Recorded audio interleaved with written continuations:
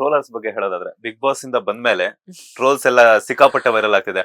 Especially ನೀವು ಚಪ್ಪಾಳೆ ಹೊಡಿಯುವಂತದ್ದಾಗಿರ್ಬೋದು, ಅದಾಗಿರ್ಬೋದು. ಕೆಲವೊಂದು ಫನ್ನಿ ಅಂತ ಅನ್ಸುತ್ತೆ, ಕೆಲವೊಂದು ತುಂಬಾ ಸೀರಿಯಸ್ ಆಗಿದ್ರು ಕೂಡ ಎಲ್ಲೋ ಒಂದ್ ಕಡೆ ಮನಸ್ಸಿಗೆ ಬೇಜಾರಾಗುತ್ತೆ.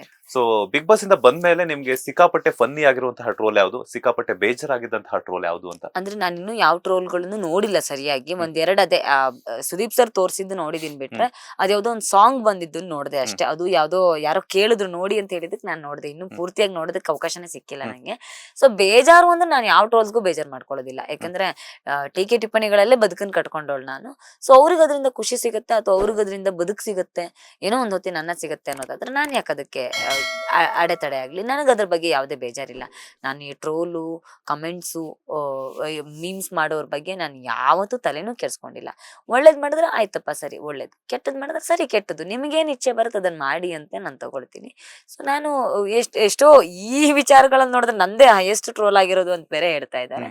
ಸೊ ಅದನ್ನೆಲ್ಲ ನೋಡಿದಾಗ ಅವ್ರವ್ರ ಕ್ರಿಯೇಟಿವಿಟಿಗೆ ಅದು ಬಿಟ್ಟಿದ್ದು. ನಿಮ್ ಕೆಲಸ ನೀವು ಮಾಡ್ತಿದ್ದೀರಿ, ನನ್ನ ಕೆಲಸ ನಾನು ಮಾಡ್ತೀನಿ ಅಷ್ಟೇ ಅಂತ. ಲೇಟೆಸ್ಟ್ ಹಾಗೂ ಇಂಟ್ರೆಸ್ಟಿಂಗ್ ಸುದ್ದಿಗಳಿಗಾಗಿ ಬಾಸ್ ಟಿವಿ ಕನ್ನಡ ಚಾನೆಲ್ನ ಸಬ್ಸ್ಕ್ರೈಬ್ ಮಾಡಿ, ಹಾಗೆಯೇ ಬೆಲ್ ಐಕಾನ್ ಪ್ರೆಸ್ ಮಾಡಿ.